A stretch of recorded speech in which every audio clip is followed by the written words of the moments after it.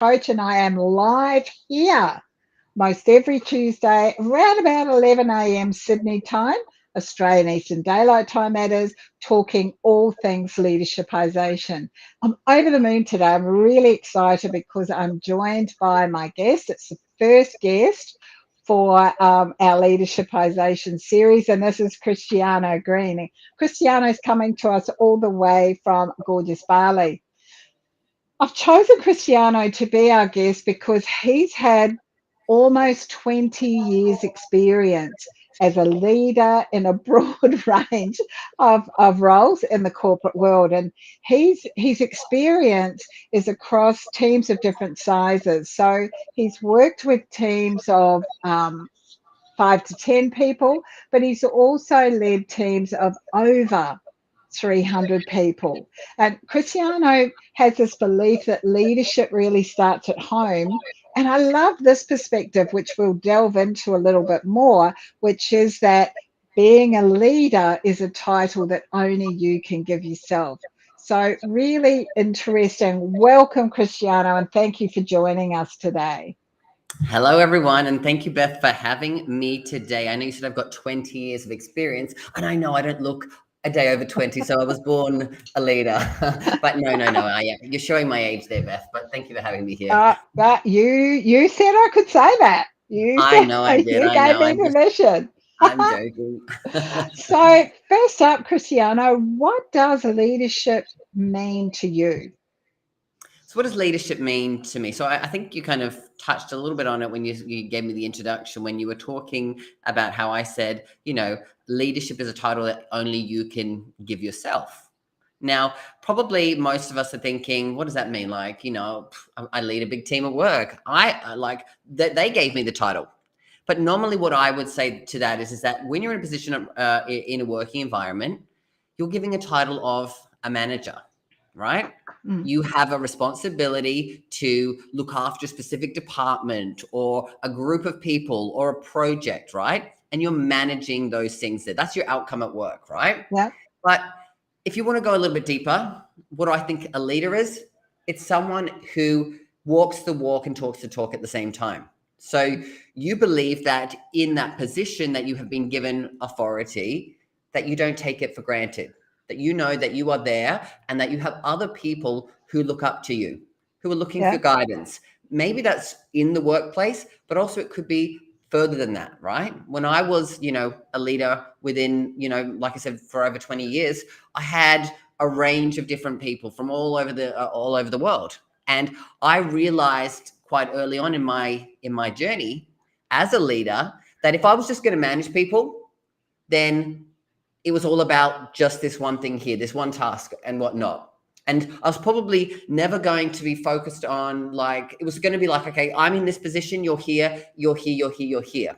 Whereas what I like to look at is like, okay, if I get to know these people, if I get to understand them on a deeper level, inside and out, on an emotional level, on how they operate, then I can best serve them and I can also best get the work done as well.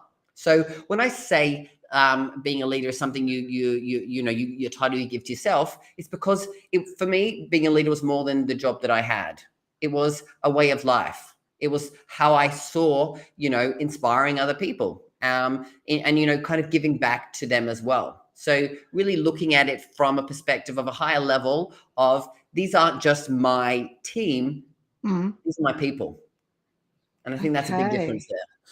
Yeah, and I really like that quite clearly defining that managing is different from leading. That managing, it might simply be just about directing the individual to be doing that job at a certain time or sitting at this desk or connecting with these people, whereas leadership is actually about knowing and understanding and helping to bring out the best traits or the best aspects of what they can do.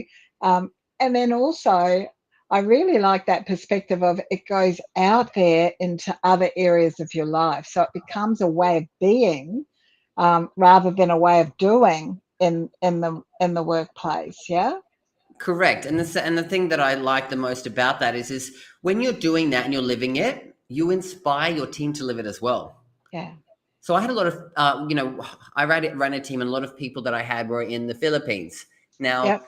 the way that they were used to being led Mm. was with a bit of a whip. You do this, Yep. this is your job, you do this, these are your numbers you're expected to have, and that's it. If you don't hit those numbers, you're in trouble. Yep. Whereas I kind of realized that, like, you know, there's a lot of gray areas in work in general, but also, like, I don't want people to be focused on just numbers. I want quality work as well, because when you just focus people on numbers, you can statisticalize. That's a new word that I've added right here. Statisticalize anything to make it look like you've hit those numbers, right? Yeah, I did get this many emails done. I did do this. And when you know how to work the system, you work the system.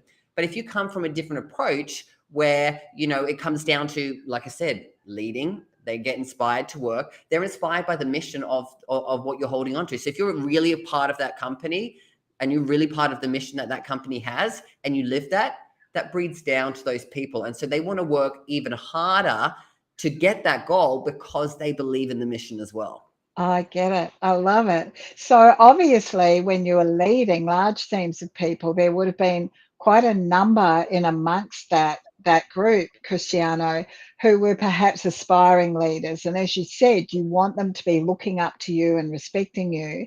So when you reflect on that, what are two traits or characteristics that you believe aspiring leaders would really benefit from developing? Two traits that aspiring leaders would benefit from developing. I'm going to say the first is adaptability. Yeah. Because when you are a leader, and you're within an organization, like, for example, the position that I was in was, I ran a big department. I ran the biggest department in the company, which was customer service and sales for an online e-commerce business, right, in Hmm. Australia. So you're working with your department, but you're working with other departments. But then you also have, the CEO and the people above you that you have to work with. So you have to lead, left, right, up, down, Yeah. right?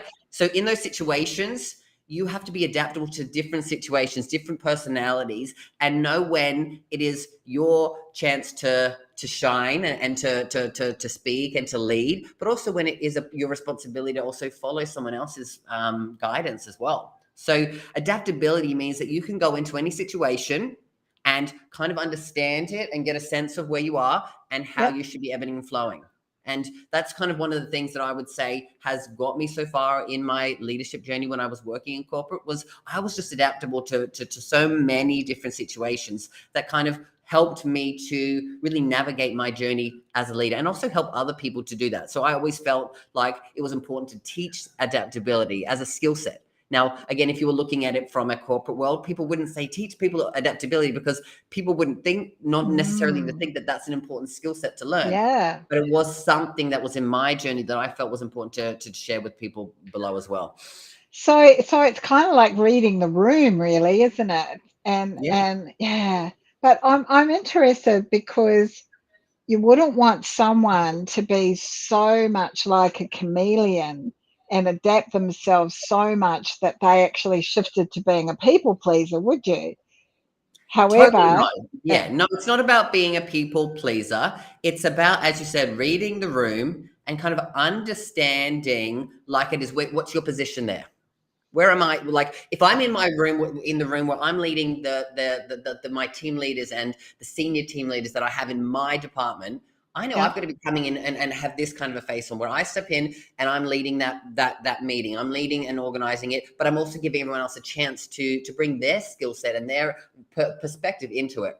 But for yeah, example, if I'm going into a meeting with, say, 4 other departments, we're on a project together. I have to also come in there with a different mindset. It's like, okay, I'm here. I need to understand what everyone else's perspective is on this project, so that hmm, we can get it done together and collaborate. And again, yeah, if I'm going to a level with, say, all the CEO and all those people there, I'm in from a different perspective. So I'm not coming in to please, but I'm also knowing my space in that room and adapting myself yeah, to that situation, yeah, so that, again, I don't walk in with this one hat on every single time. Because if I'm trying to be a leader in every room, it's not going to go well for me, you yeah. know? Yeah, I love that. So that's one trait. One trait is adaptability for aspiring leaders. What's a second one that you think it would be awesome for them to look to develop? This one here is something that I think is important for anyone in life. And I guess if you have this, I believe you are an aspiring leader in life in general, whether you have that in a work position or not. And it's what I call the growth mindset.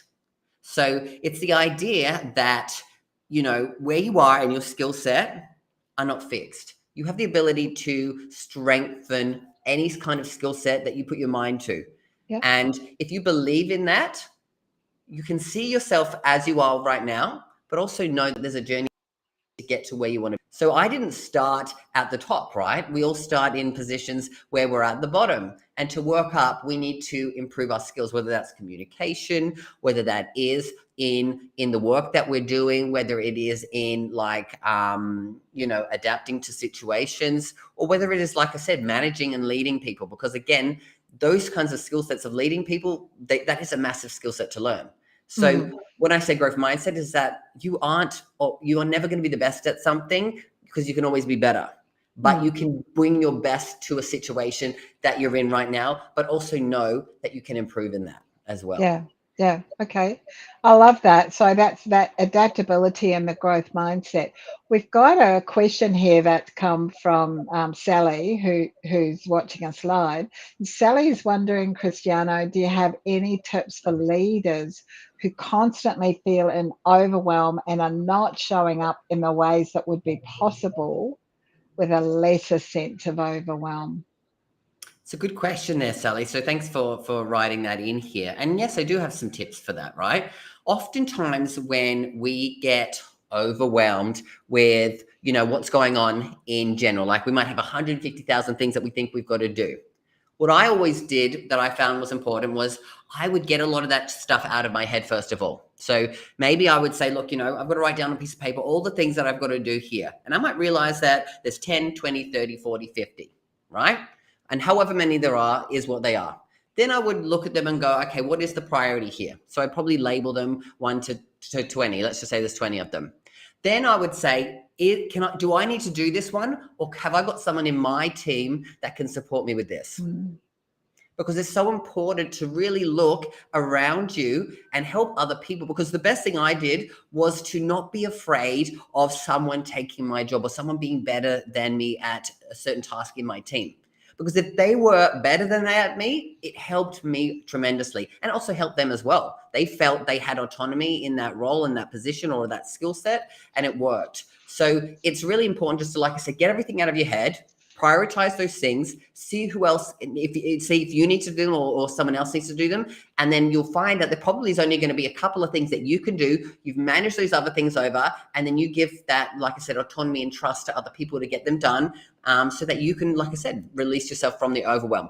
If at that point there's still overwhelm, probably what I would suggest is there's always going to be someone maybe above you that you can have a chat with and say, look, I'm really struggling here. I need some support on this. And they can help you come up with the situation. But generally, if you go for the first situation, you're going to find that the overwhelm is pretty much gone. Yeah, awesome response. Thank you, Sally. It's a difficult place to be in or space to be in for leaders, some of whom are struggling with also feeling what's known as imposter syndrome in terms of maybe I'm not the right person to be doing this job. And when you've got that hammering in one ear and the overwhelm hammering in the other ear, pretty hard to step up there and be the leader that you know that you can be. So great question, Sally. Really appreciate you Yeah, asking thank you, that. Sally. Yeah. So Christiano, the next question I have is this one. So we've just talked about two attributes or two traits or characteristics, that you think aspiring leaders would benefit from gaining. Is there one thing that they might benefit, or that any leader actually might benefit from being less of? Being less of, yeah. Well, I mean, I could think of quite a few, but if you want me to put it down to one, I think I kind of touched on it a little bit before when I was talking about to myself, I do not need to be the most skilled person in my team at everything that I do. I can have other people who can be better at me at certain things, right?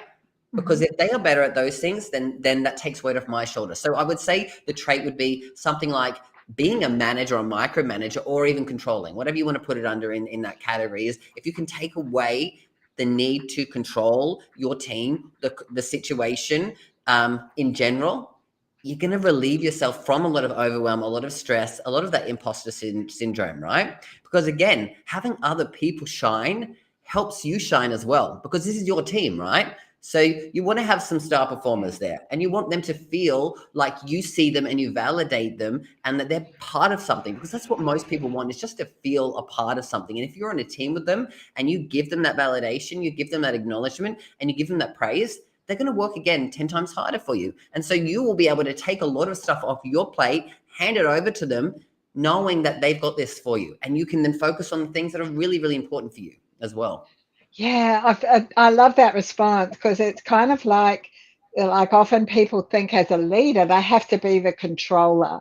No, and I'm always talking to my corporate coaching clients about things like it's awesome to feel as though you've got an open door policy. However, if your door is so open that you never get any work done, you're actually not learning the skill of delegation. Neither are you particularly allowing your team to solve some of their problems themselves. That's Often correct. if your door is too open and you are too available to them, just reflect on whether they're coming to you more often than they need to. Okay, awesome. Just before we move on there, I love Yep. that point that you made there, is because the best thing I ever did when I was like that, because I initially, I think this is something that we all go through. I did that very early on, and then I realized I was having no time, because people would come to me because, like I said, I was so helpful, I was so supportive, I could give them the answers. So how I turned that around was, whenever someone started to come to me with those things, I would always ask them, what do you think you should do? What would you think is the Love best it. option? Thank you. And Yeah. then tell me why you think that's important. Boom. And then we would talk through it, and then I would give them the answer. So almost preempting them before they come to me, that I was going to ask these questions. And half the time they were able to solve their problems for them, because they knew that I was going to ask this question. So they were asking it to themselves. And then a lot of the time people were just needing that reassurance. So this kind of gave them the yep, you know what? I'm right. I feel You've confident got in what this. I'm doing. Yeah. Yeah, And exactly. I love that. That's kind of like, don't come to me with a problem, come with a solution. I have a solution for every single problem. Thank Correct. you for adding that in. That really added value to the conversation. So when you think back on your leadership journey, Cristiano, do you have a sliding doors moment in your leadership journey that you can share? And I'm conscious of the fact that these sliding door moments they're not always pretty. They're not always award-winning moments. So have you got one there that you can share with us? That'd be awesome. Sliding door moment. So that's kind of when you look at something and you go, I could have gone this way or that way, and what would have happened if I did that? That's kind of what you mean by that, right? Yeah. Perfect. Okay. Yes, I definitely do have one there. So basically, at the company that I was at before I left, and started my business and went full time into coaching and healing. I was working for, like I said, Temple & Webster, which is an online retailer in Australia for furniture and homewares. And like I said, that was where I had teams of 300 people.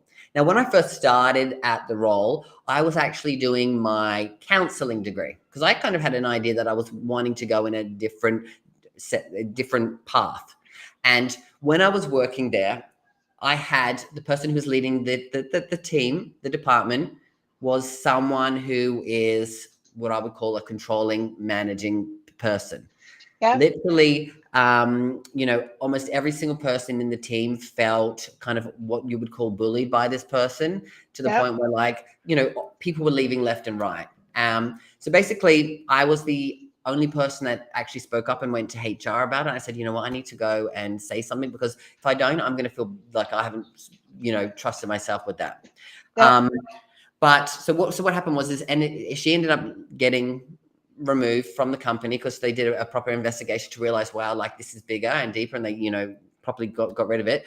And after that, we were in limbo for a couple of months. We didn't have someone, and I naturally was stepping up and doing things because people would naturally come to me because they saw me as a leader. But at that point, I got offered a position to actually be a manager of a department in a brand new company that was startup. It was a friend was working there. She'd mentioned my name. They'd had an interview. The interview went amazingly. They were like, you come in, we want you to do whatever. We feel like you're the right person for this company.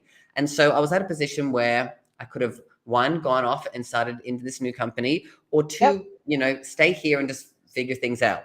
So I initially decided that I was going to leave. I was like, you know what? There's been too much stuff that's happened here. I feel like it would be great to start fresh. So I went and I spoke to who was my leader, like the actual leader who was one of the owners of the company. And I told them, I said, this is what's been happening. This is how I feel. We had this real deep conversation. And basically they were like, you don't understand. We were literally planning to have a conversation with you next week about you stepping up as the manager of the department. So we want to, talk about that. So we had this back and forth there. And basically I had the weekend to decide what I was going to do. So as everyone knows, I stayed at Temple & Webster and I went on that journey there. And I've often sometimes think about what would have happened if I did leave and go to this other company here. Yeah. Luckily I didn't, because I found out that as a startup, not every startup survives. And about 6 months later, it ended up not really going anywhere. So luckily that I went into this room and I was honest with how I felt, because if I just gone in and said I'm quit and I didn't do like really be honest about it, I may not have been in this position. I may have gone off there.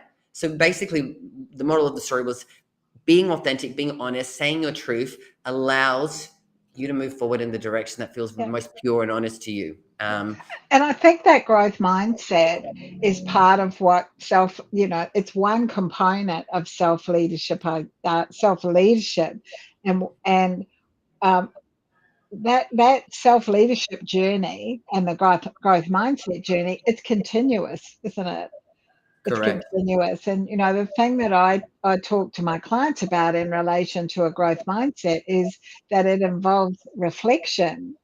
But it's actually really honest reflection. It's not a matter of just reflecting and deflecting and blaming somebody over there. It's actually looking and, I'm here. What have I contributed to what's actually going on here? Correct. Yeah. And that journey there, when I started at that position where they actually finally gave me the role, there was 20 people in my team. And over the next 4 years, I grew the team from 20 all the way up to 300. So I personally wouldn't have had the experience to step up into my leadership, because every time I had a new challenge, I had to really, really look within and go, how would I like to lead the situation? How do I want these people to see that? Because when you have 10 people, more eyes are on you. Then there's 20, and there's 50. You have a lot of layers when it gets to mind. And so how do you get your message from the top down to the bottom when you're not necessarily seen by the bottom people as much as those middle people? And so the other thing, bigger and deeper about myself as a leader because of that journey. Yeah. And the way that you communicate with 5 to 10 is completely different to how you're communicating up here with your 300. And obviously, any issue that you have with 5 to 10 is multiplied the more people that you have. Yeah. Okay, I love that.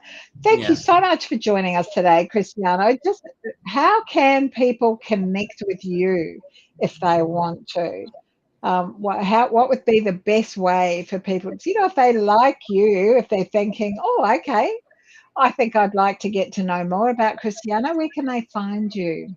Awesome, Beth. Thanks for the shout out there. So so people can find me. You can search Christiano Green on Facebook. You'll find me there, and you'll see my face. I'm probably with a little yellow screen with my face on there. Or you can search on Instagram or TikTok under Christiano.coach. Or even if you put my name in, I'm sure I'm probably the only Christiano Green out there anyway. So you'll be easily able to find my name on there as well. Have you Googled yourself? Do you know that you're the only Christiano Green out there? I have Googled myself. I think any person out there who's been doing this for a while does want to see what people are saying about them. And if you haven't Googled yourself by now, there's something wrong, I reckon, whether you're out there, you're in the public or not. You're trying to hide something. Yeah. Thank you so much, Cristiano. I really appreciate you being here and spending this time with us. So, hey, everybody, thank you for those people who might be watching live. If you're watching a replay, please tag, hashtag replay underneath. And I look forward to all of your comments and any other questions that you have that might come out of the things that Cristiano and I've talked about today. In the meantime, I absolutely look forward to seeing you here again, Leadershipisation, all things leadership, next Tuesday at 11 a.m. Sydney time, Australian Eastern Daylight Time.